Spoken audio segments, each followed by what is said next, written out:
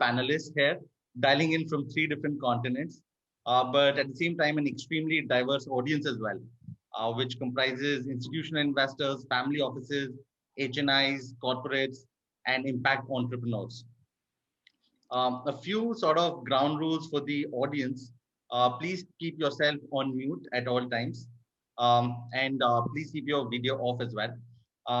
Please put in your questions in the chat window. We'll pick it up either during the discussion itself or definitely at the end.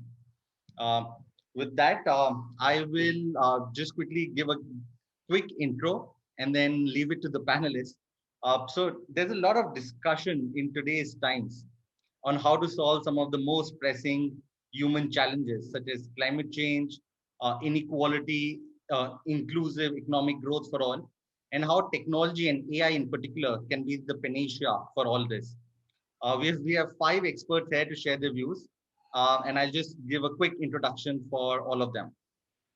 Um, so Ruchira, who's joins us from IFC, she's also a partner with us for this event. She's the South Asia Regional Head for Investments in Disruptive Technologies at IFC World Bank. She oversees IFC's investments in both early stage businesses as well as VC funds, and represents IFC on the boards of several startups. And she has over 25 years of global experience.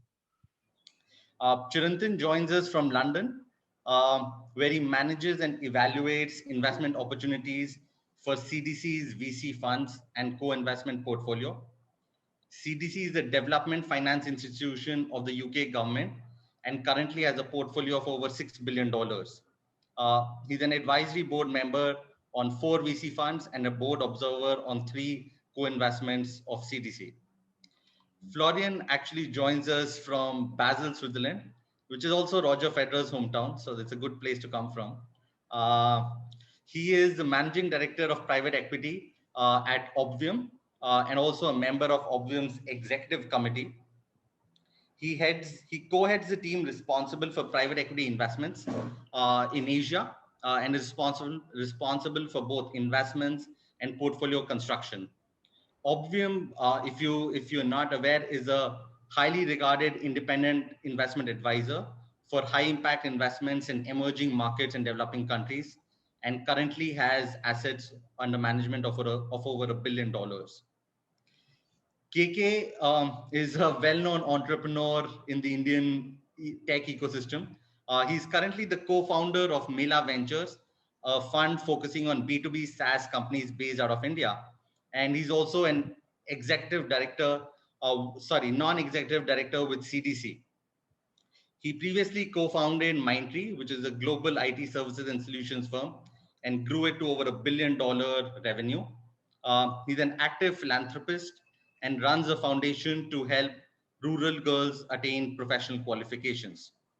And finally, Kate joins us from the East Coast in the US.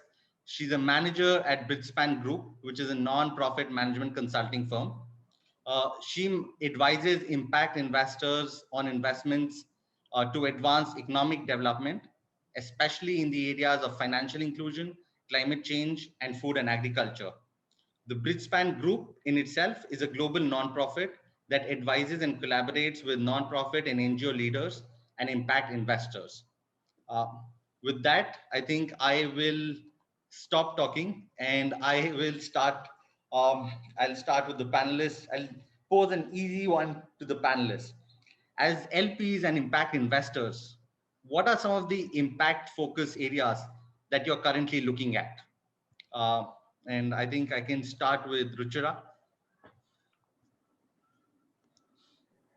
Thank you. Thank you very much, Shubham. Um, so IFC has 2 large goals, and all our work revolves around achieving those goals. And those 2 goals are to eliminate poverty and to increase prosperity by reducing inequality. And if you look at the UN SDGs, there are 2 clear SDGs that tie exactly to those 2. And for the rest of the SDGs, we try to accomplish them through our various efforts on investment and advisory. And we achieve that through sector level impacts. So we do sector level interventions with equity and debt investments, as well as with our technical advisory to achieve those results. Our key focus areas are around education, health, SME digitization, enterprise technologies, logistic transformation, and clean tech.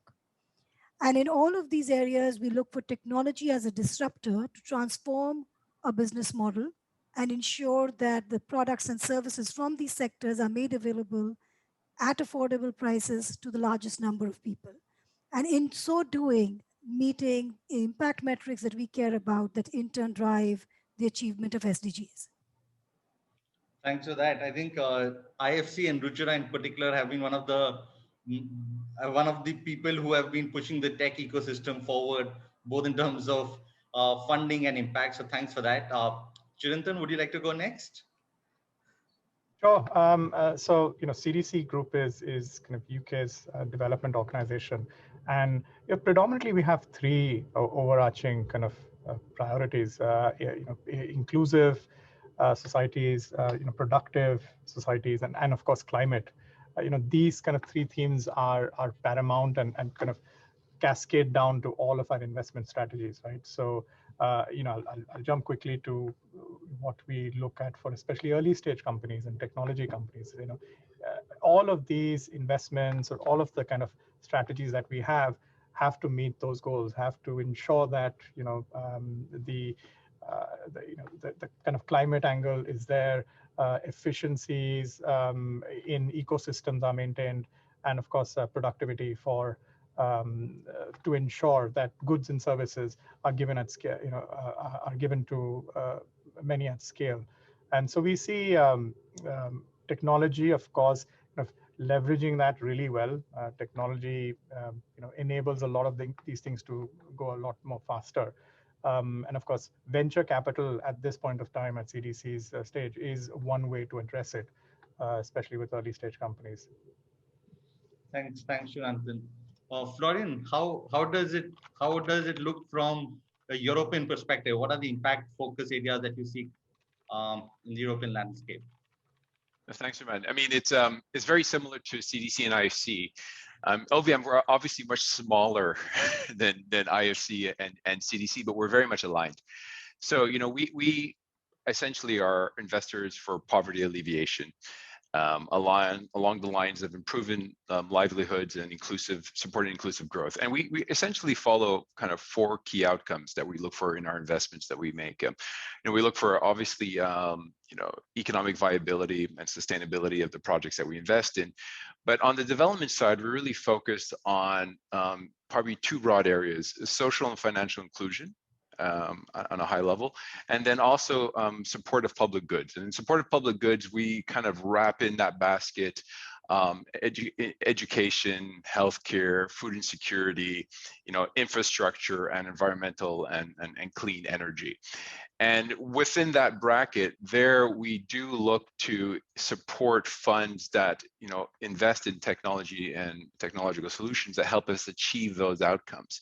And I think where we're a little bit different than IFC and CDC is that OVM, we're a private asset manager, but we manage the Swiss government's development finance institution, CFAM, but we also manage private clients. And what we try to do is we try to mobilize private capital to co-invest with the DFI into achieving these objectives. And about 2 years ago, we kind of realigned all of our development objectives along with the SDGs, and this is why today's conversation is very interesting. Thank you. Yeah, thanks for that, Florian. Kate, would you like to go next? I Yeah, have very some happy to. observations. Yeah, but Sure. please go ahead. So at Bridgespan, since we're in client services, we're advancing the impacts that our clients are looking to have, which is broadly consistent from what you've heard from the rest of the group. But I would say if I think across the client base that we work with, which is mostly large private equity funds that are launching impact windows, family offices, as well as foundation endowments, we're seeing a lot of climate. And one of the exciting things we're seeing about climate is just the increasing focus on making it intersectional.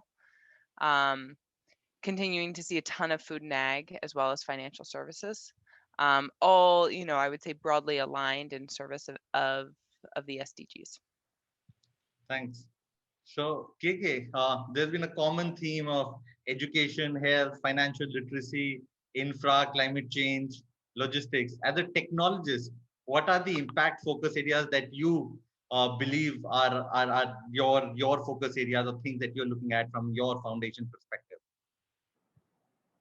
KK, you're on mute.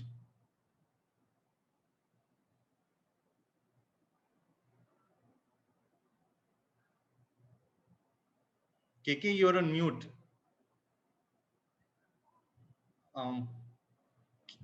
KK?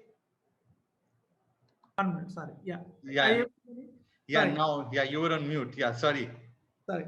No, I think that's a great question, Subham. Personally, I think there are two themes on which I've tried to leverage deep tech. One is really in the Indian context, jobs are very important. It closely aligns with SDG 1 and 2. So, one of the spaces which is really broken is the logistics space, where you can really employ deep tech technology to really change the way in which it reduces friction in business and it also creates jobs. Pi Ventures itself has invested in Locus, which I think is doing a great job. I've personally invested in a company called Mojro Technologies. I think together, both Locus and Mojro would have at least created 5,000 high quality jobs. And more than anything else, I think probably reduce 5-10% of the friction in the business. So I think that's one area where I'm focusing on. The second area is really a broader theme of how do you use deep tech to solve large social problems. So one of the first ones I started getting engaged is managing waste end to end, leveraging deep tech platforms. And that effort is, I would still say, halfway through. It's not a for profit investment, it's more like a social enterprise. But I think that's again improved the lifestyle of what you call rack pickers, which is again another SDG in terms of trying to reduce inequality. And today it's functional in about 40 different towns and cities. So I see a tremendous opportunity for picking up the right areas. I'm focused on logistics, job creation, and using deep tech to solve large social problems. Yeah, I think that's a really good point, especially now with the effects of the pandemic. I think job creation has become even more important, uh, especially at the lower economic levels, and people have lost a lot of jobs, especially that those are customer facing. So I think that's a very good point, KK. Um, so I think we've spoken about some of the focus areas that all of you have within your organizations. So I'd like to my next question is, how do you actually measure the impact potential pre-investment before you actually invest, and how do you sort of monitor it later on during the lifetime of the investment? And can you just talk for the audience and for myself? Can you just provide some examples as well?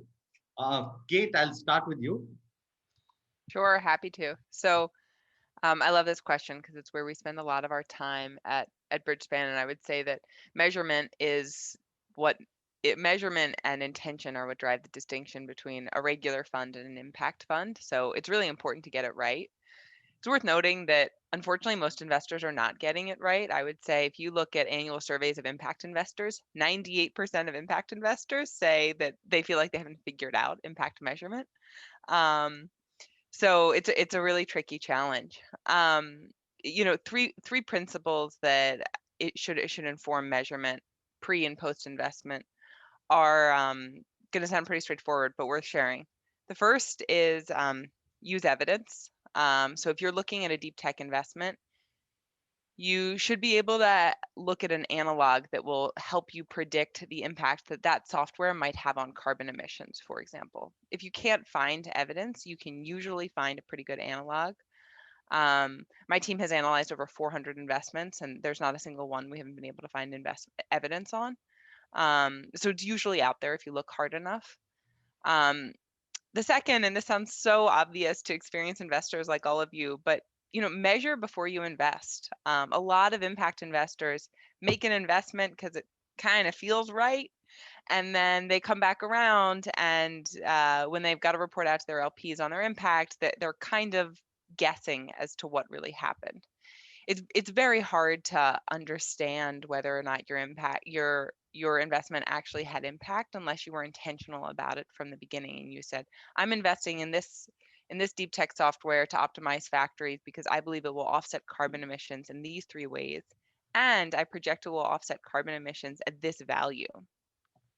And then third and finally, equally obvious for talented investors, make sure you work with your portfolio companies during the holding period to increase the impact.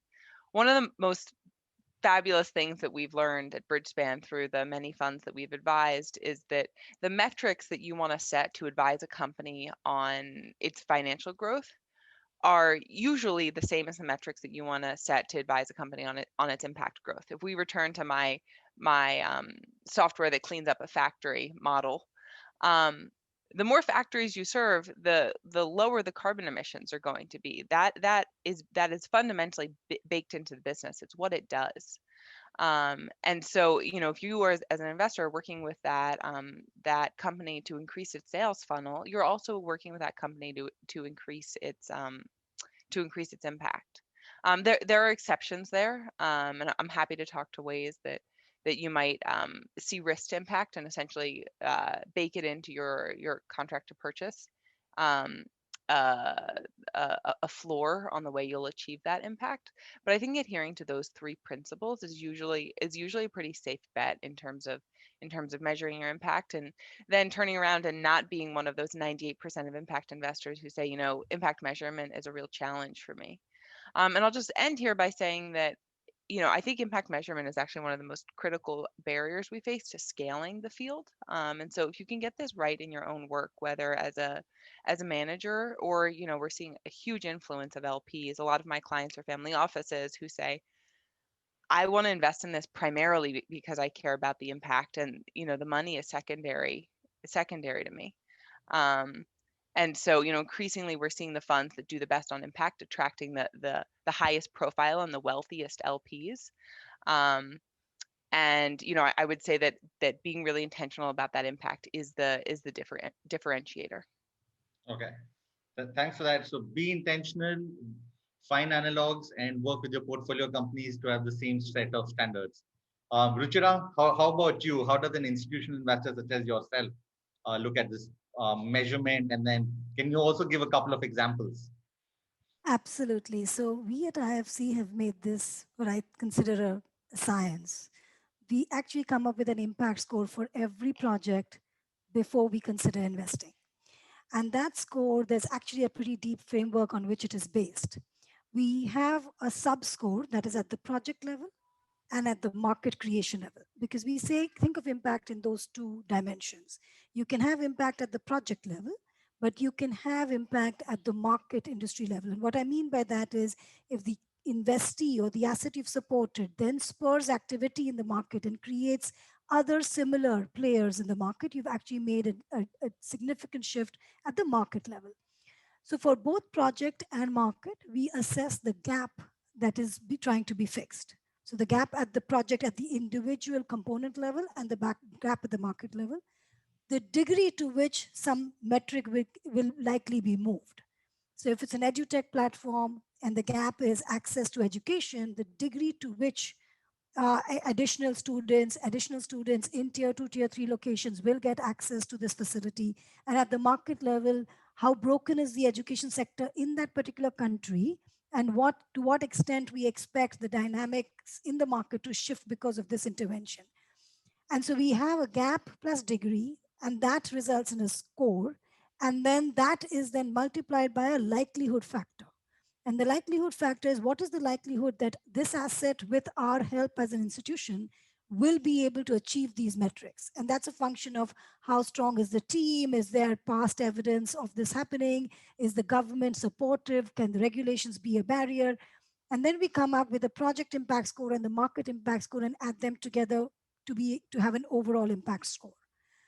And so every project that we invest in is then evaluated at with that score and the potential for financial returns. So we are marrying impact as well as financial returns. Then for each of the metrics, we said we would evaluate the score on, because this is an ex ante score. And once we do the investment, once it's portfolio, we want to be able to ex post evaluate that same score and see if it reached where we wanted it to. And for that, for each of the metrics, we will have targets. So we look at what is the number of students this platform is reaching today and what can it possibly reach in 5 years' time. And that's documented before we sign the deal. And then deal teams are measured during the course of that holding period on how they performed. And midway through, the score can be adjusted upward or downward depending on that performance. So there's a lot of discipline, and that actually keeps us honest to what we are promising ourselves that we will achieve. To give examples, in EduTech, we have Baiju as a leading EduTech investor, leading EduTech investment, and they are using AI to create personalized learning paths. They have also created a very low cost, high reach educational platform for K-12, which is now reaching over 2,000 cities in the country and has touched 89 million students. So back when we did the investment, that number was about 2 million students. And we had a goal that it would reach. And now we're tracking the number of students, the number of cities, each metric. And for health, it could be the number of patients, the number of orders. So that varies. The actual metric varies, but those metrics are defined upfront. Okay. Thanks for that, Ruchira. I think Florian, there's a similar question that's come from the audience, and I'd like you to answer it.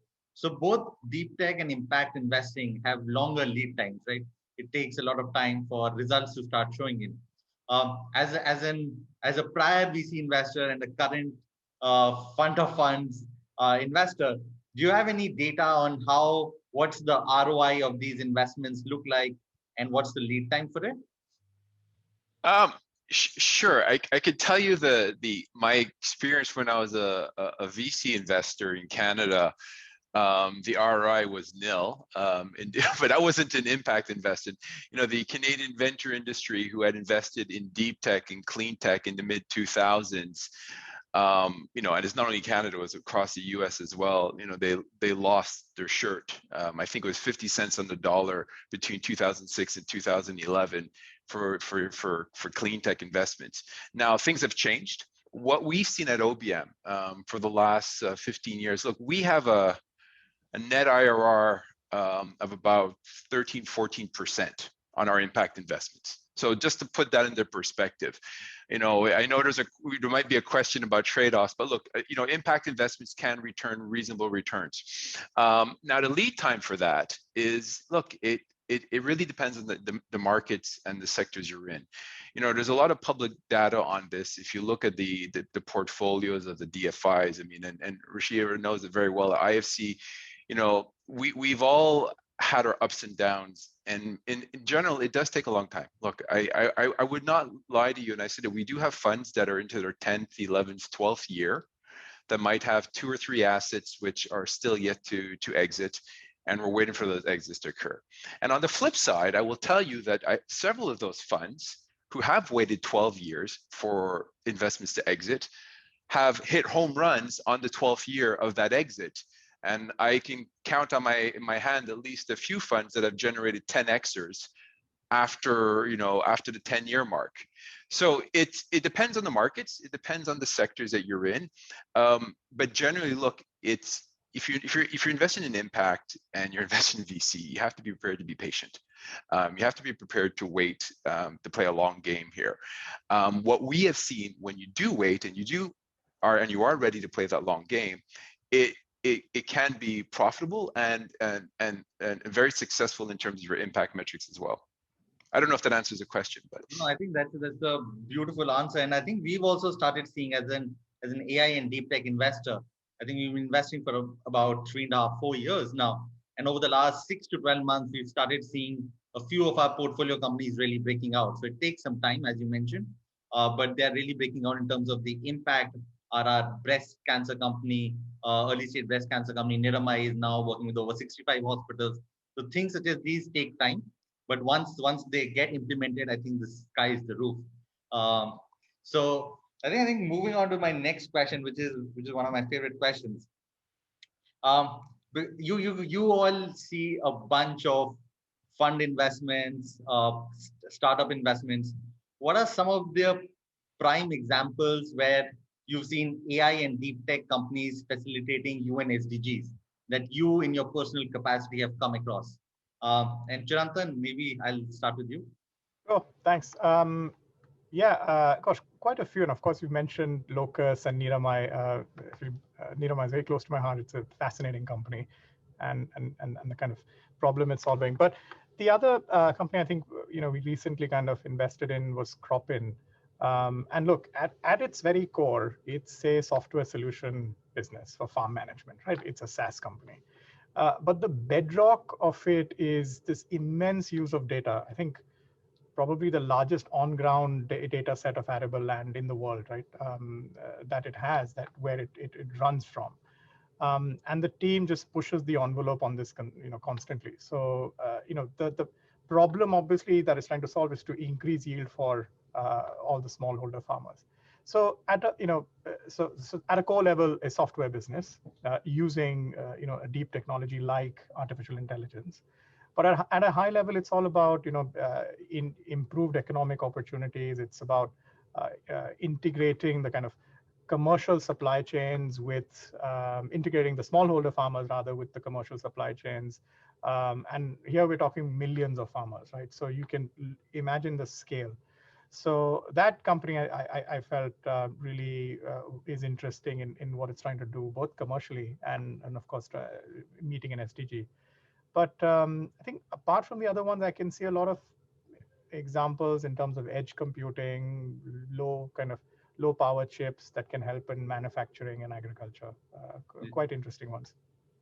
Yeah, I think agtech is a space I think where investors have woken up over the last 12 months, at least in India, and utilizing the vast amount of data to make it easier for farmers to buy, to grow, and to sell actually.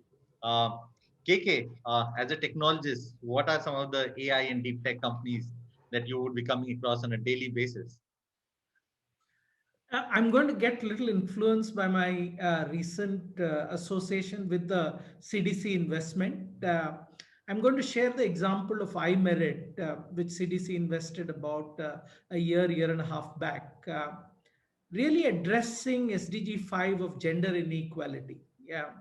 It's a company which has created 3,400 jobs for women, not in metro cities, but outside metro cities, but primarily focusing on high end AI driven services. So I think it's a great example of once you believe that you want to drive a certain thing, and it's probably led by a very charismatic women leader, Radha Basu. And I think she has just sort of driven it. So I think it's possible to marry what are the SDGs which you want to address effectively. And today, deep technologies provide a great opportunity for you to really do that. Because to me, I think creating those 3,400 jobs in Bhutan and Bhubaneswar and places like that, and really reducing gender inequality is something which would have taken in a place like India several decades. I think what deep tech has enabled it is that it's really shortened this time cycle for that. Oh, that's a good example. Another example of edtech. Yeah. Ruchira, would love to hear your thoughts on this. Now, clearly, look, it's interesting to see that deep tech interventions across sectors Yeah. are leading to the achievement of SDG goals. Where we've talked about education, we've talked about employability, health, of course, ranging from differential diagnosis to using computer vision to read radiology images. We've seen examples of that. We've seen the use of computer vision to read slides that come out of a blood test sample in order to be able to give a pathology report that people can then that can then be reviewed by a pathologist. Those kind of solutions solve the sheer gap of technical experts, doctors, pathologists, surgeons that countries like India and all emerging markets will have for the foreseeable future. There's no way emerging markets will have the resources and the people to meet some of the gaps in fundamental services for their people. And technology is the way to get there. The other one that comes to mind, Shubham, is out of Pi Ventures portfolio, Vyasa. Mental health is an often ignored topic, and the only way you can get that done, uh, besides the fact that there aren't enough psychologists to be able to meet the growing needs of our people, is also that the confidentiality element can be very well preserved when you let a chatbot or a technology do it as opposed to a human. So there are interventions that just wouldn't have been possible without deep tech that will go towards achieving those goals. Great, great. I think Visa is one of the companies very close to Pi's heart. They have now over 3 million users. And I think I think there's a stat where actually they've helped save, I think, hundreds of lives where people have actually written, you were there at the right time. So I think that's the sort of impact that AI and deep tech can sort of bring to the fore. Um, just peeling back a layer, these are some of the examples that all of you just mentioned. So fundamentally, why is deep tech suited better to solve some of the UN SDGs? And what are some of the tech breakthroughs that are contributing to it? And KK, as a technologist, maybe I'll let you have a first uh, dig at the question. See, I think the opportunity for deep tech to democratize data, I think, is enabling solving a lot of problem. No more are the algos the mainstay of a few people. It's coming out into open source, and the ability to use it in specific instances where people can innovate in the context of their business is certainly enabling deep tech to help solve large problems. Again, just giving an example of one of the experience I had in waste management. I think you would think that using AI in trying to understand waste generation practices of location may be a very trivial sort of example. But the insights it gives in terms of how do you handle waste on a end-to-end basis, or downstream to create a marketplace for waste and understand pricing of saying what is the market willing to pay for aluminum caps vis-a-vis plastic, so that you can increase the earning capacity of the rack picker, where again deep tech works. So I see the reason why deep tech is uh, getting ingrained into solving some of the SDG related issues is that because it's democratizing data, it's available to easily implement as long as you have someone who thinks through and implements it in a structured way. What we lack today is that execution expertise. Yeah. Okay. Thanks. Yeah. Chirantan, I know this is the question that we've discussed multiple times with you. Yeah, and this is very interesting. And again, as KK said, it is doing the kind of larger things. And when I think of deep tech, of course, the word has been used a lot, and you have to really understand what it is. I mean, the outcome that you should expect out of deep tech is that it should be widely felt. If I would try to kind of sum it, because especially if you overlay the overarching goals of sustainable development. I mean, it has to be widely felt. It cannot be just for one particular thing, which and I can think of some areas where they're very, very narrow. But it also takes a much wider ecosystem, right? More than just capital. It's about have to be less centralized. You can't be as clubby, um, and of how we think the traditional venture capital ecosystem is, for example. You need university, you need research, corporate governments kind of coming together. And I think in India, it's fascinating to see how institutions like Agni are trying to kind of build that.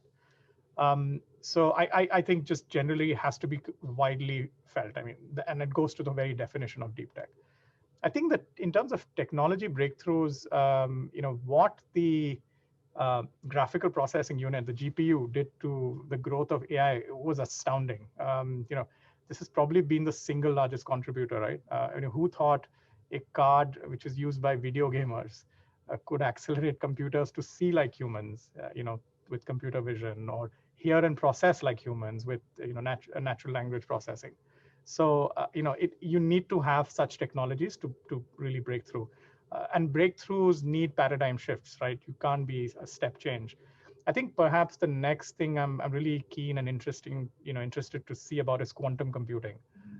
I don't think the word disruptive even comes close to what this could do.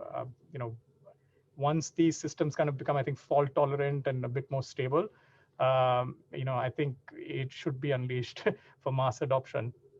But it's those kind of technologies, I think, really panning through and becoming powerful.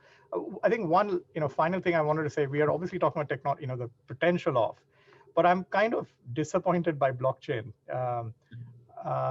Beyond the rise of cryptocurrencies and things like that, I'm struggling to see the large scale salvation that it promised to be to solve everything. So yeah, so take that with a pinch of salt, if you may. No, I think great observation. I think the fact that processing costs have gone down, the error rates have reduced. This People are spending so much time online, so there's a proliferation of data. Means that AI and deep tech can create impact at a much larger scale, as Chinanthan has mentioned. I think blockchain. I think we are seeing a couple of offshoots, maybe in supply chain visibility, but I agree. I think it's mostly been used as an asset class rather than as a technology solution to problems until now. But yeah, great.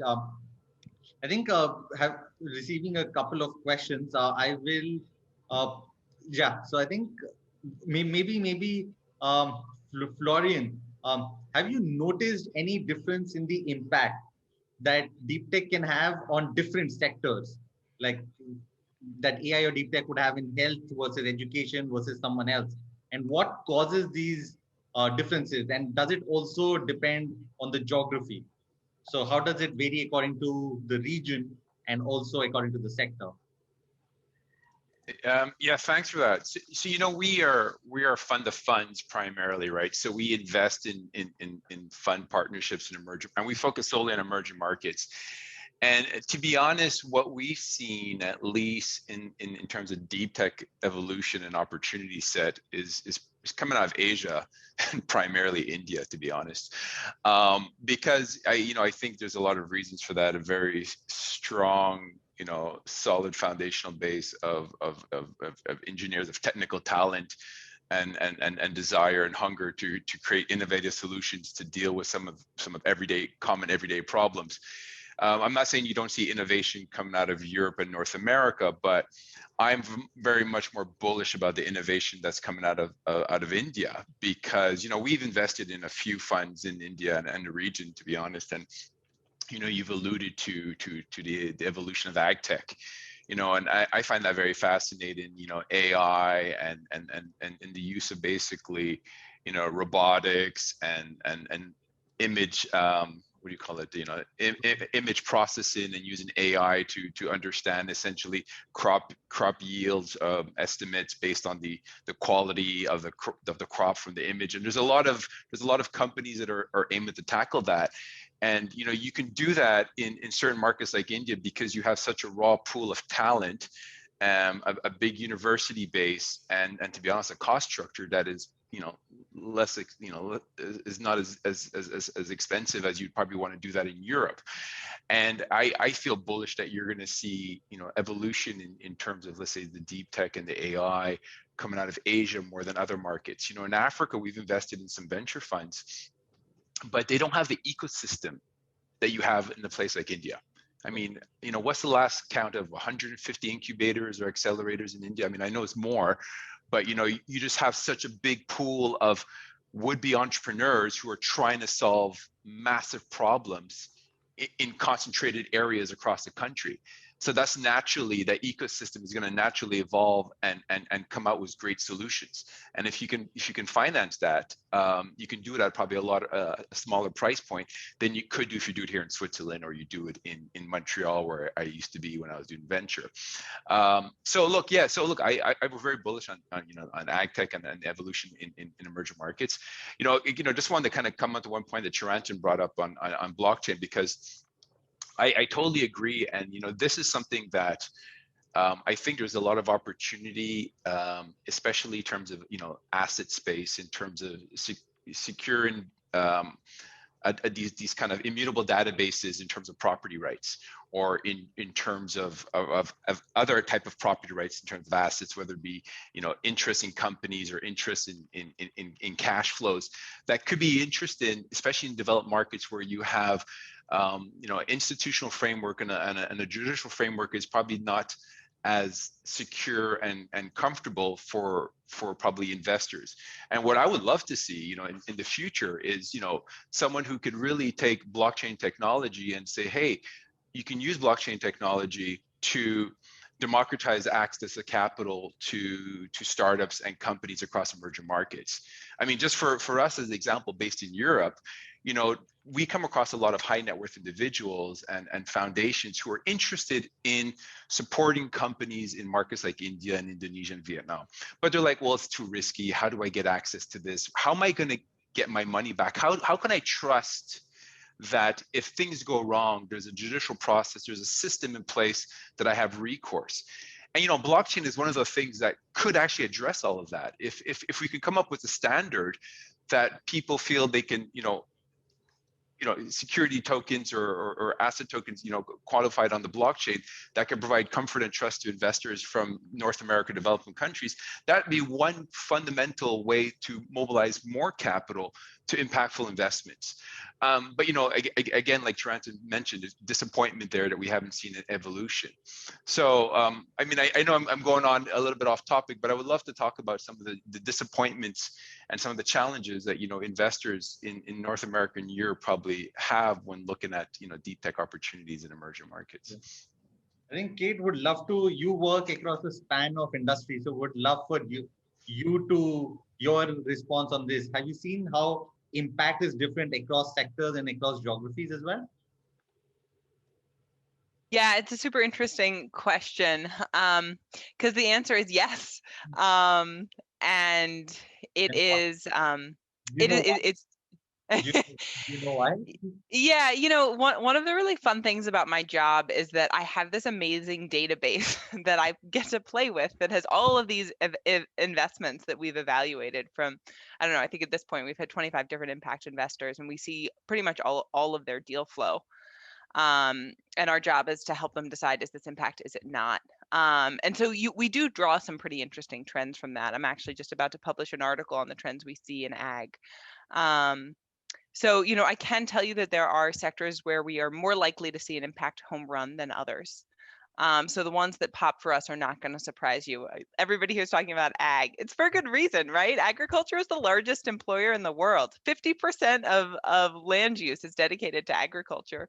If you can move carbon sequestration in soil by 1%, huge impact. If you can improve livelihoods by 1%, huge impact. So I would say that,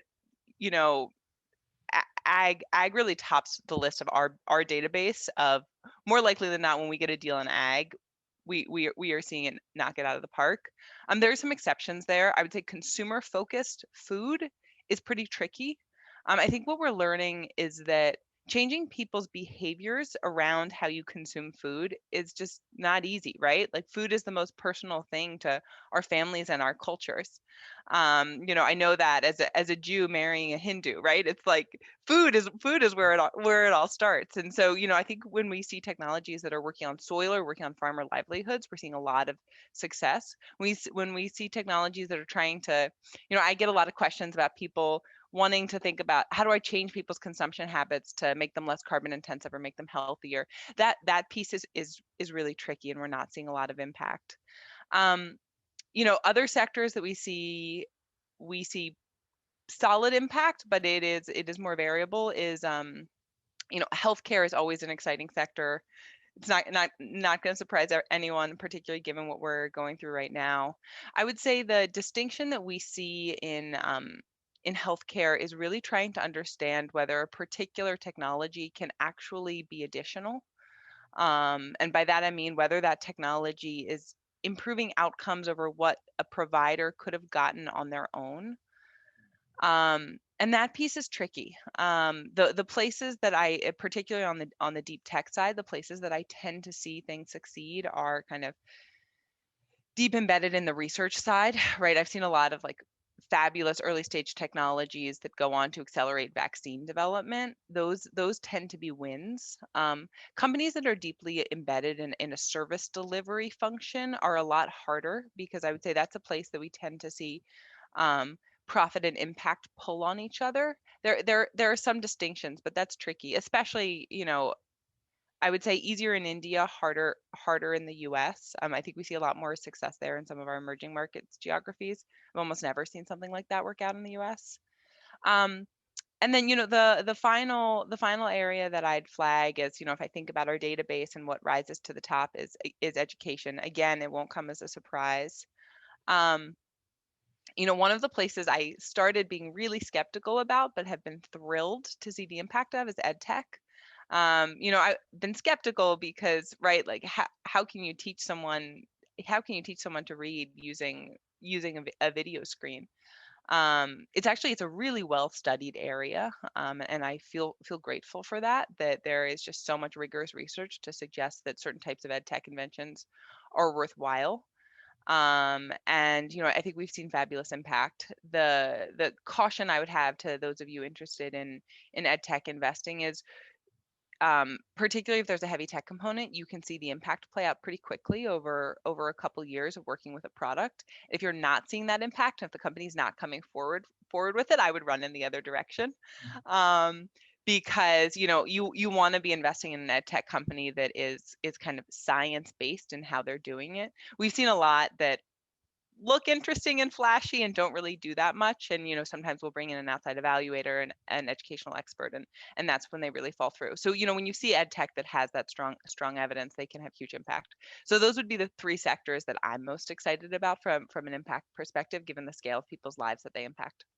Great answer. I think, yeah, I think healthcare, education, and agri, all areas that India could do with improvement with. So I think that's where I think Florian's answer, where Asia and emerging countries such as India can take the lead, because a lot of these problems India is already grappling with, whereas some of these problems might not be that apparent in the developed world. I know there's a question on climate change. I will get back to it after this question. Um, we've spoken about why is deep tech suited to solve the UN SDGs. So I'll go one layer deeper. Why is VC suited why is the VC model suited best for deep tech investing? And how can we enable more dollars to flow into the sector? Ruchira, would love to hear your views on this. Absolutely. So deep tech, by definition, is using technology, excuse me, to change the way things are done, right? And and therefore, I think a lot of these businesses, at least what we come across, tend to be earlier stage. They are trying to solve a tough problem, and it's a space where financing is hard to come by. Traditional sources of financing are typically not available, and it's always too early for traditional PE investors. So that is why the natural investor for a deep tech platform typically is is a VC investor. And I'm putting aside deep tech coming out of, say, IBM or Google. That's different. We're talking about deep tech startups that has to be venture supported. The other reason why it's important for the VC model to play a role here is because a lot of active involvement and hand holding is needed. As Kate, you alluded to in the beginning, and very similar to what IFC does, is throughout the time of the portfolio journey, the investor and the management team have to work together to make sure those impact metrics get met. And that can happen in the VC model because VC model allows for more active handholding, involvement, active board participation, and that kind of high touch is needed for deep tech. The third thing is the portfolio approach.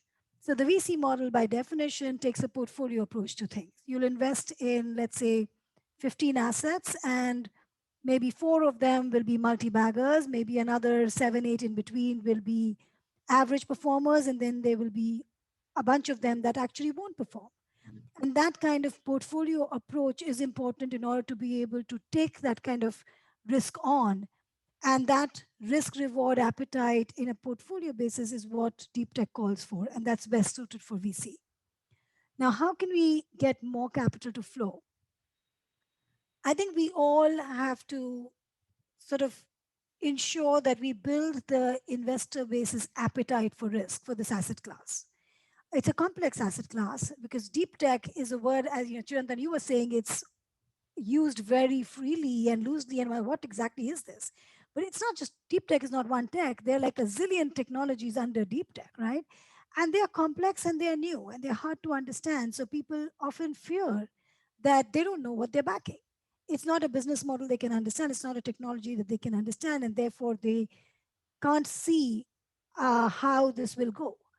And that's where we all collectively have a role to play in evangelizing, in doing events of this nature that go out and get people excited about the space, go out and educate people, blogs that we can write, white papers that we can publish, and also sort of demonstrate by making these investments, showcasing successes so that more capital is encouraged to come into this space. Fantastic answer. I think that covers everything that I could possibly have thought of. Chirantan, Yeah, would you no, thanks. like to And again, I think the portfolio approach that Ruchira mentioned is spot on. I'll probably try to address, just the evaluation and the philosophy, right? So as a funding mechanism, the mental models that VCs kind of use are better suited, as an investor to a deep tech company than a corporation, right? Or a university after a period of time. The whole go to market, a product market fit mentality, it will drive adoption.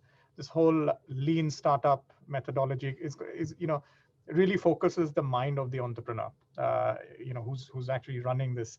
And this is, I think, what will separate all of these kind of separate, what is an interesting project or a PhD thesis into a business, right? And so, it's that drive that the venture capitalists will bring in. I think, having said that, deep tech perhaps is not suited for all VC. So, VC could be suited for deep tech, but deep tech to VCs maybe not. There's a large variance even within deep tech. The time taken from incorporation to prototype, then prototype to market, right? I think some stats I saw, and I think somebody asked this on ROI. Biotechnology, for example, is one of the largest funded deep tech sectors, but the longest in terms of lead time, right? Uh, and AI happens to be the in the median, and the quickest is Bitcoin, and blockchain rather. So, and that's where you can see the immediate flow of capital. So you have to be really plugged in to understand nuances beyond that, and see, as you can appreciate, you're adding layer and layer of complexity into a business which does not generate revenue, right? So you have to take a bet on the founder and also the technology. So I think you have to be really plugged in. And I'm mentioning, the counterpoint to this as a VC investor. You have to be really plugged in, either into the kind of ecosystems that product operates, or into the US and China kind of ecosystem. So you have to think broader to get a solid handle of what works and what doesn't. KK, would you like to add as a former technologist and a current venture capitalist? No, I have a little different view on this. To me, this whole discussion about deep tech itself in the current context is irrelevant, because I cannot see a single solution which is not driven by deep tech. I think it was relevant a couple of years back, but in today's context, everything is driven by deep tech, which is one observation. The second observation, which is relating to the investment, while I think the model of VC was to take risky investment and, like Ruchira rightly said, take a portfolio approach, I think in the new model, every solution which engages deep tech, and like he rightly said, it's not just AI or ML, there is a host of new technologies. So the ability of the investor to empathize with the founding team, work with them, and really help them sort of go through what all bottlenecks they've realized and really bring it to the market and scale is very different. Which is why at Mela Ventures, we're taking a very different approach. It is not a portfolio approach of shoot and pray. It's actually selecting a few and really working very intensely with them, because that's the support which really today entrepreneurs want. So it is a very different model. How it will work, I still don't know. We are still too young. Maybe after 1 or 2 years, we'll get to know. But I think the model of investing will also change. Okay. Yeah, I think a great point that you made, that I think Chirantan made, was that you need to be able to understand what the founder is building. And I think we've seen that at Pi Ventures. Obviously, Manish and the team have been building Pi Ventures. We've been specialized AI investors, so we quickly grasp what people are building, are able to understand and empathize. But our last investment was in a space tech company, and it required a fundamental a mindset change to go from AI data driven investments to a physical hardware space tech. And I think that sort of specialization is not for everyone. I think you have to pick. Can I make one point? I think that's really the transition which is going to happen. Like, I'll just give a Mela Ventures example. We invested in an indigenous drone company which is focusing on precision drone for agriculture, because AI is deployed there, because you need to control the nozzle technology based on the type of plants which are spraying. It has a huge impact in terms of health, because by manually spraying, people are running into health issues. So it's really relating to a big SDG. Yeah. But the fact is, it is a hardware business, but the deep technologies are impacting so much. Simple thing, like when wind conditions change, your spraying patterns need to change, which needs to be controlled by software and AI. Yeah, yeah. So it's a hardware plus software sort of. Yes. I think great point. I think there's a question from audience. What are the climate tech systems that you feel are venture investable in India? And I think, as I think Florian mentioned, 2006 to 2011-12 was a bad time for clean tech investors. Uh, we've all come together and rebranded as climate tech, so it sounds cooler. Florian, why don't you take a shot at it? What do you think are some of the climate tech investments that are venture investable in the Indian context? I don't know. Why don't you tell me? I'm an LP. I'm still looking to this day. No, I mean, look, it's the challenge that I think someone like an LP like myself who lives in Europe and who's obviously not on the ground and close like you guys are to the opportunities is that we see a lot of interest in opportunities, a lot of companies who are coming out with solutions that are going to have fundamental change, which can have material impacts on society in a positive way and could potentially be attractive financially. But it's very hard for someone like us to gauge the risk profile. And there's still this perception of a binary risk. It's either 1 or 0. Will this one hit it out of the park or not? So honestly, I don't have a view on what can work as an investable climate strategy in India. I'm still looking, and I'm still talking to everyone and anyone who can convince me. I'm all ears. I'm sorry, it doesn't answer your question, but it gives you a realistic point of view from someone who's not close to the market. But I think it's a fair point. I think people have burned their hands, and now people are just more sort of risk averse in that way. Chirantan, where's the next Tesla going to come out of from India? Which sector? Again, I completely agree with Florian. Climate tech you open a Pandora's box here. We are trying to find that, right? And look, there's there's resiliency, there's adaptation, there's all of these things where people are still trying to get a grip of what it means, right? It doesn't have to be, we're beyond the point that it was renewables. That was what was considered climate at one point of time.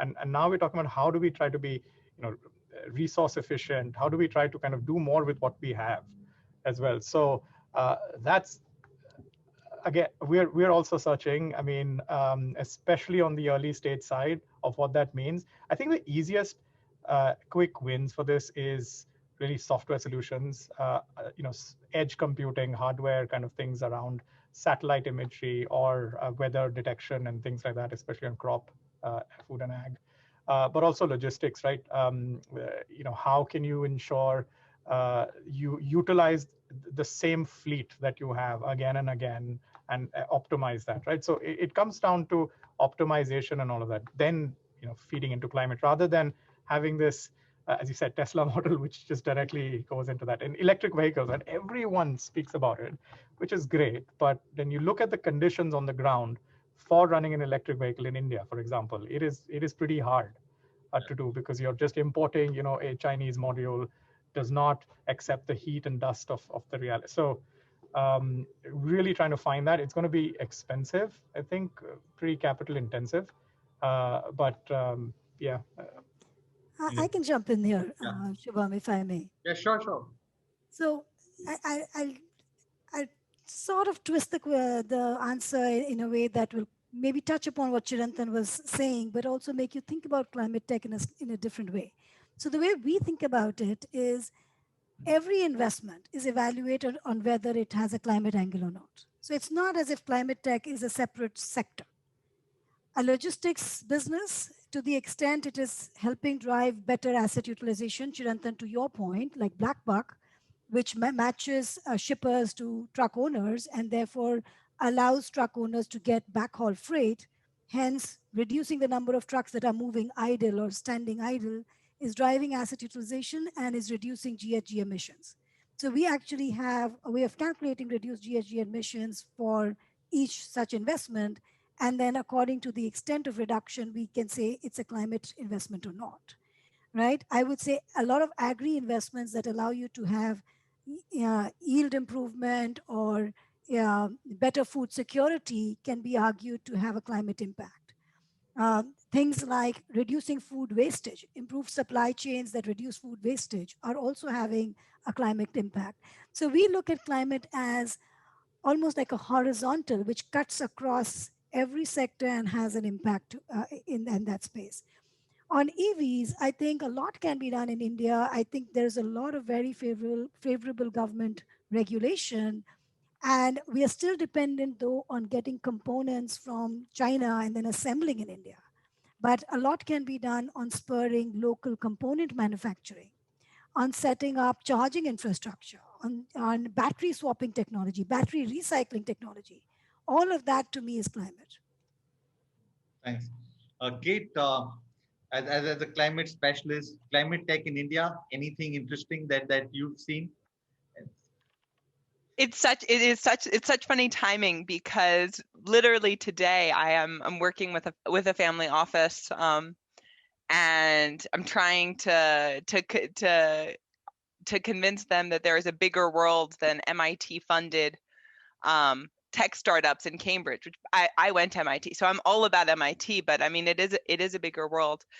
So I think I second Florian and Sharanthan saying, gee, when you find it, please, I'm curious to hear. And Ruchir, it's very helpful to hear what you're talking, hear where you're going on this. And I agree with you that climate is in everything, or close to everything. And if it's not in everything, it should be.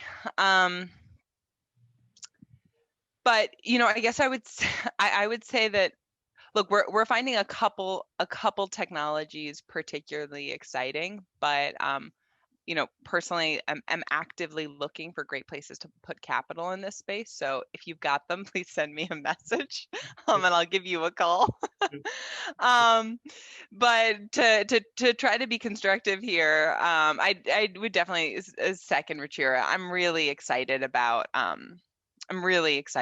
ag in the climate space.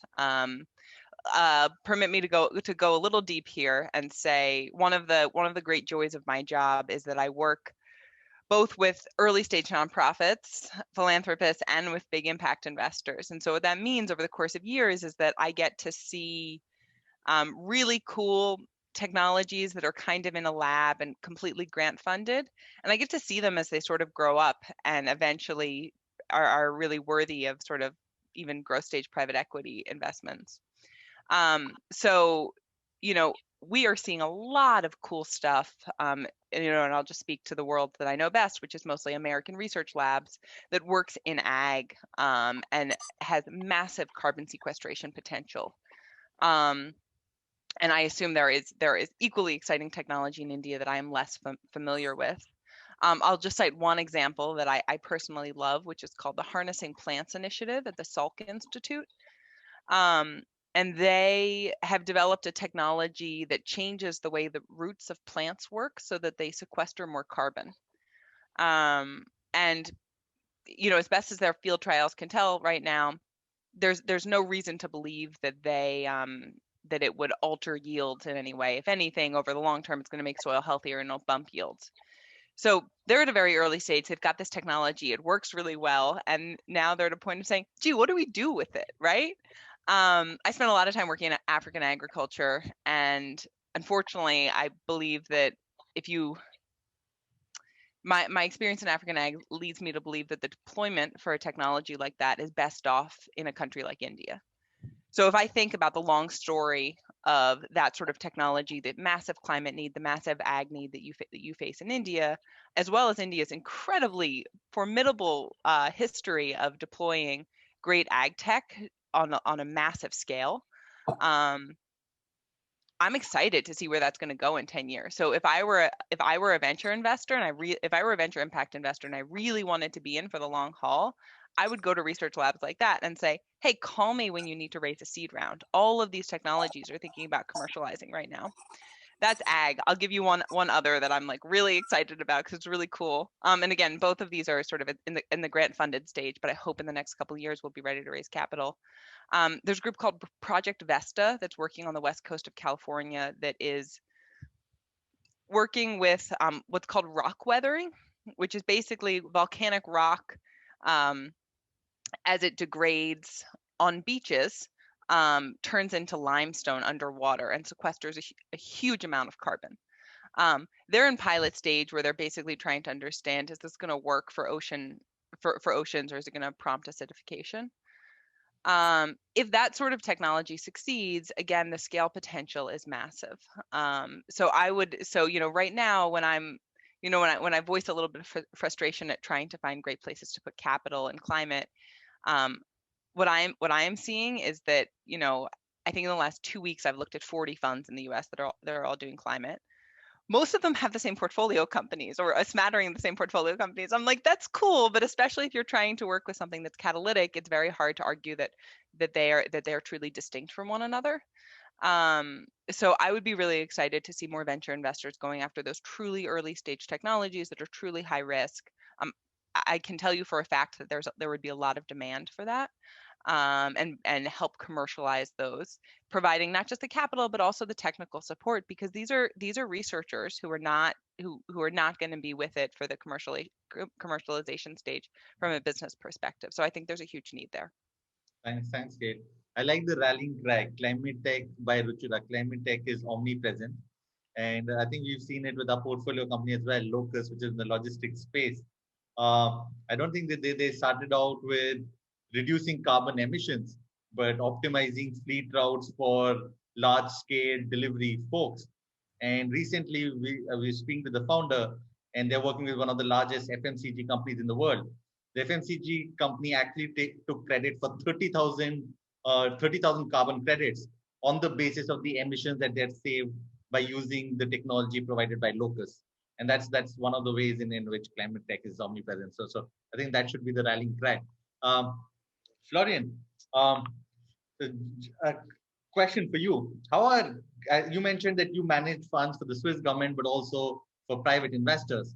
How are global family offices and foundations looking at both tech and impact as coming together, or is it just one or the other? Look, it's a very good question. To be honest, our dialogue and interaction with our clients and with other potential clients, and to be honest, we actually co-invest with quite a few foundations and funds in emerging markets. Right now, at least the people that we're talking to are not really necessarily aligning or have a clear focus on tech and impact together. We have some clients who have their philanthropic programs, which are technology oriented, for example, in terms of Edtech or in terms of, health tech. But that's on the philanthropy side. It's not on the investment side. On the investment side, most of the people that we speak with, they're kind of alluding to what Kate said. They're still trying to get their head around what is impact investing, because in Europe there's still a view that impact investing is philanthropy plus. They don't really get it. Impact investing still has this connotation that it's a philanthropic investment, and you're lucky if you get your money back. And I think what the DFIs are trying to do, and other impact investors are trying to educate that. So coming to your answer, look, honestly, we don't really see people requesting tech and impact investments yet. And I think that's also a good market opportunity for funds who can properly articulate that message and say, look, you can use the technology to achieve greater impact because there's more bang for your buck. It reduces efficiencies, it improves efficiencies, reduce waste, et cetera, et cetera. So look, there's room for it, but I don't see it right now. But maybe Kate sees something different in the US. Kate, how does your network think about both? Is it one or the either, or are they looking at both together? Honestly, I mostly agree with Florian here. I don't think we're at a point to see that level of sophistication or differentiation. So I think the experience in the US is much the same.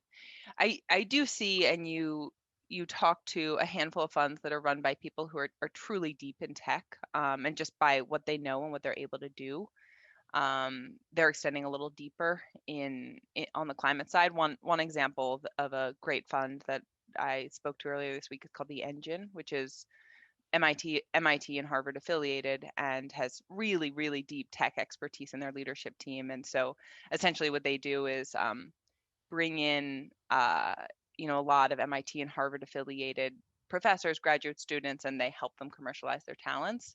So that's a little different, where they're like explicitly plugged into a high tech ecosystem, and they're doing fabulous work of it. But without those, aside from those kind of spots of funds that really have a pretty obvious tech focus, most of them are not seeing that differentiation. And I'll also just sound a note of optimism here at the way in which the field has grown. I think sometimes it's hard to say like, gee, we're just not there yet as a field. At the same time, I feel really optimistic at how much impact investing has changed even over the last few years that I've been in it. And so I am, for example, talking about VC and impact is, I still talk to a lot of people who say there's no such thing as VC and impact. That doesn't happen, right? In the US. And so it's really wonderful to be in this room and hear so many people who are talking about VC and impact as a given. I completely agree. My long-term hope is that we're going to see the impact field, and specifically the climate impact field, have a deep level of sophistication and diversification, so that 10 years from now, LPs have a wide variety of funds to choose from, and so that we've got a much more coherent language of talking about it. My biggest dream for impact investing right now is that 20 years from now, everybody uses, in the US, you use GAAP accounting. 20 years from now, I want everybody to use the same measurement system, have the same way of talking about impact, and investors are just going to be able to, every time I talk to a new investor, they're like, isn't there a library? Can I just pick? I'm like, no, what, are you, and I want to drink in their optimism and say, yes, there's going to be a library. You can just pick and they'll be rated. And, so I just want to sound both a note of, Florian, I mostly agree with you. I'm not seeing that much differentiation or sophistication, but we're getting there. Yeah, thanks. I think we believe that the two are going to come together, and that's why I think internally we have a strong focus on both. Obviously, our bread and butter is deep tech and technology, but then obviously how it can create a huge impact in the society. I think for maybe Chirantan, for people exploring deep tech LP investments now, from an LP perspective, we're looking at funds. What would be your advice? And do you think that there is going to be a trade-off between impact and financial returns? Yep. There's actually a running joke. If you don't understand it, it's deep tech. And this, I think KK made this great point. It's not going to be deep tech, right? Think about technology. You don't keep saying that anymore. You don't keep saying software anymore. What do? We do software. You don't say that. Every business, it's integrated. Yeah. So things like AI will be, ubiquitous. It'll be integrated. It'll be part of it. I think we're still it's not fully there yet. But again, as I said earlier, I firmly believe that the basic premise of deep tech is to solve the biggest problems in the world. I think the time to get an exit may look longer, but if you, so as an LP, if you, take it in a context of a portfolio, to Ruchira's point, I think some of the biggest gains could come out of it. And I think that's how you should approach deep tech as an LP, because we're even a level behind. Take it's very topical, but take the case of bio and tech. I mean, it's a fascinating story. The VC fund that invested in it, MIG, at that point of time, biotech had what, 400 million in losses running for 10 years. It was doing this really funky messenger RNA platform, which nobody cared about. Big pharma didn't care about it. But it still kind of persevered, right? And only, I guess, this year, now the result of the whole COVID vaccine, which it is based on. So I think the fund had made what, a 13 million investment, and today it's sitting on a 4,500 net IRR on it. And look, and at this point, the traditional vaccine makers, GSK, Sanofi, Merck, are nowhere. They're failing at this. So there is evidence of moonshots or things like this, and you back the right team, and that it will come, but it may take time. And so a portfolio approach is perhaps the best. So I think it's harder for you as a direct investor, VC investor in deep tech, but we're happy to pay you for it so that you take the risk. But as an LP, I feel less concerned about that, and I feel a bit more confident that the whole structure of a fund construct and all the things that come around it makes it an easier asset class generally. Ruchira, what are your views? How can, as an LP, what would be your advice be to potential family offices and foundations and other people? How to look at AI and deep tech investments from a fund perspective? So my message to them is it's the inevitable. 5 years from today, nobody will stand up and tell you, I'm not tech. And neither will anyone stand up and tell you, I don't care about impact. That's not happening, right? So it's inevitable, and it's happening sooner than we think. Because look at the pace of innovation, and every few years it keeps getting faster and faster and faster. We just can't keep up with all the new stuff that's getting created, even for us who want to learn about it and invest in it. And picking up where Chirantan left off, the gestation period on these things. Yes, we used to come at it saying, okay, deep tech means you need to wait for 10 years before you get your results. But that timeline is shrinking. And why is it shrinking? Because markets have changed and consumers want the latest thing. Businesses want to adapt to the latest thing, and people are embracing technology like never before. Governments are embracing technology like never before. Regulation is increasingly getting favorable. Even sitting in India, I'm heartened to see how many times I get invited by different industry departments of the government to talk about blockchain or AI, or hold a webinar with them. And that's just telling you that people have opened their minds to learn about this. So I think all of that will contribute to shrinking of that gestation period for these kind of investment to yield results. So to me, it's the inevitable, and I think the early adopters of investing in LPs, investing in GPs who go after deep tech are going to benefit. So I encourage all LPs to join the party.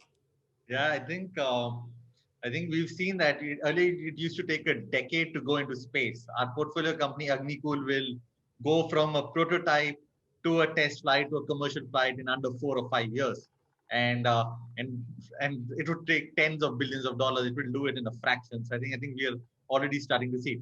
Florian, any views on this? Any advice for potential deep tech LPs? Find good fund managers and back them, and be patient. That works in most cases, if not all. I think there's an interesting question on the chat. So there's a government platform called Social Stock Exchange, and how prepared are the current impact investors in India to leverage that? Uh, would anyone like to have a stab at this? Chirantan, Ruchira? Candidly, I haven't come across it. I'd love to learn about it and see if there's a way in which we could benefit in our work, as well as how we could spread the word where the ecosystem of impact investing could benefit from such a platform. But I guess we just have to get more educated on it. Yeah, I mean, very briefly heard about it, but I think it goes back to Kate's point earlier of trying to have a common language, right? Now, whether a stock exchange does that, the social stock exchange does that, because it ultimately is trying to improve the transparency, just data and standardization of what impact means, etc. That I mean, that's just net positive for everything. In terms of what it aims to uh, reach towards, whether it's access to debt, equity, I think that that applies to anything else, whether it's early stage companies or late stage companies, right? So it's not so much about what I think this stock exchange would do. It's about what it will drive towards, which is standardization. I think if you look at the traditional providers of capital to early stage venture capitalists, right, it's a very opaque world, and not much is shared, right? And so perhaps this is a way to kind of democratize all of that. And to Kate's point, I think we need all of that to come out in the open and more mainstreamed.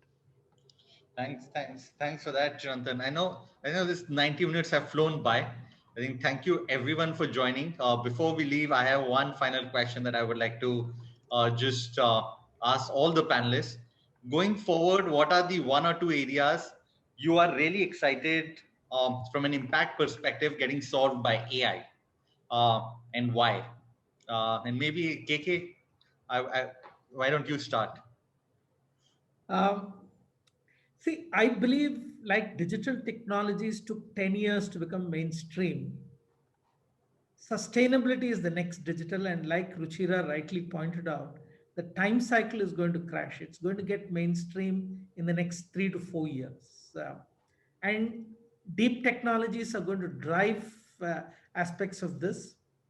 The other trend which I'm thinking will evolve is that, like open source has evolved in software, even in sustainability technologies, you will get an open source sort of environment, which means that we don't need to keep reinventing the wheel.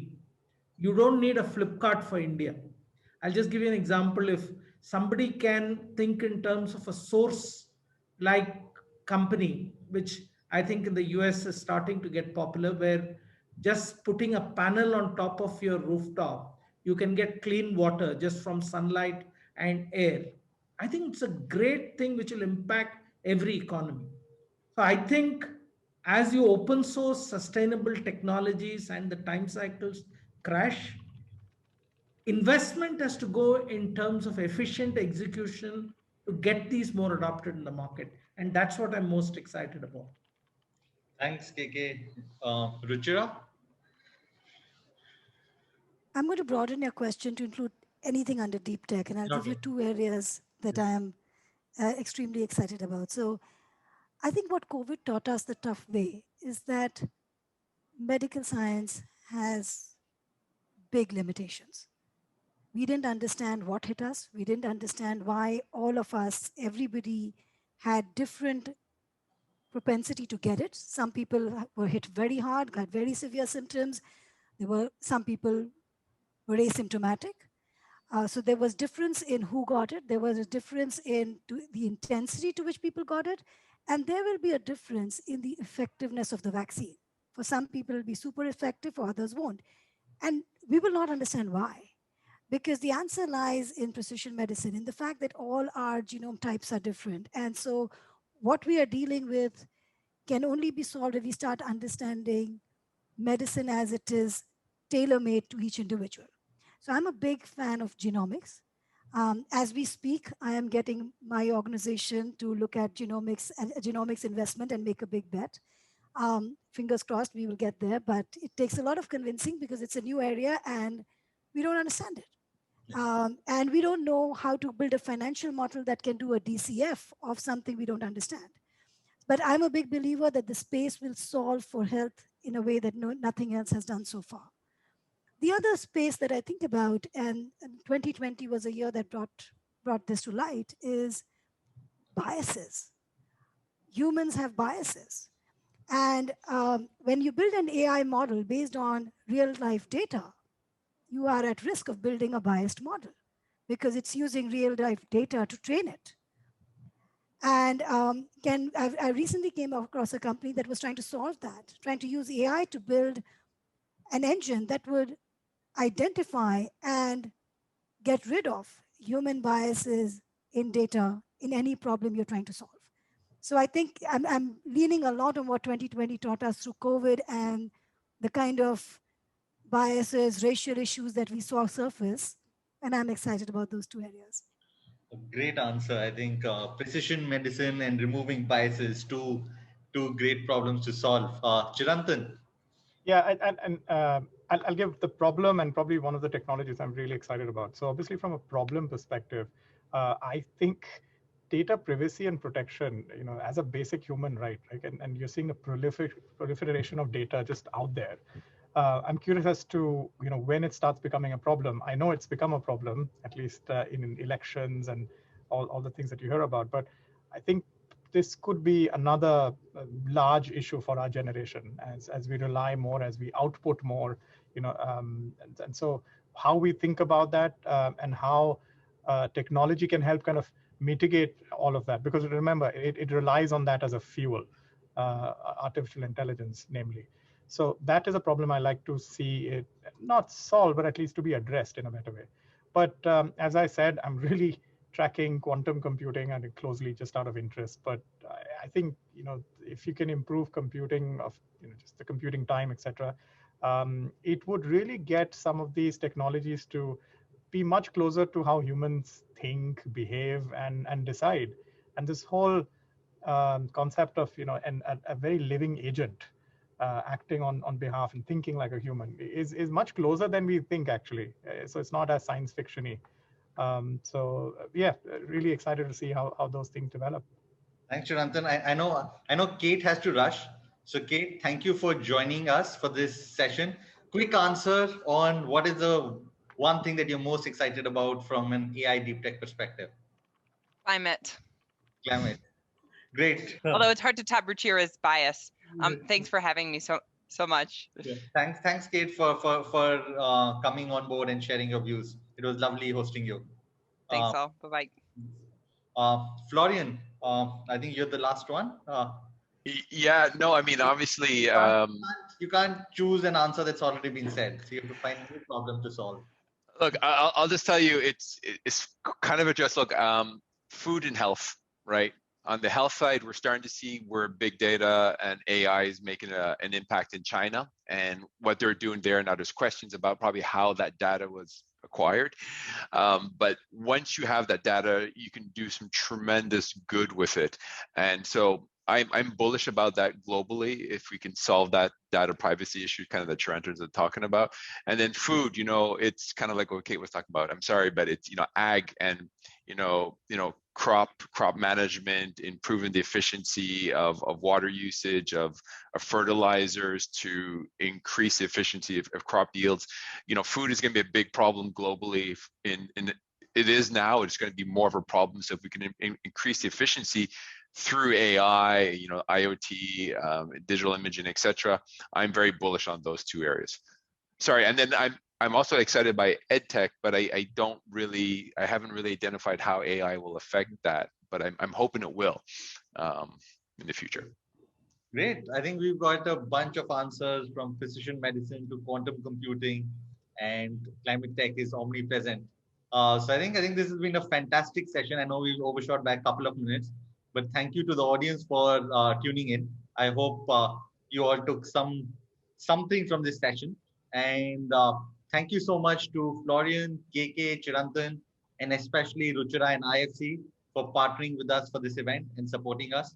Thank you so much, folks. And I know we'll be coming out with the blog to crystallize some of these learnings, and hope to see you and speak with you soon. Thank you. Thank you, everyone.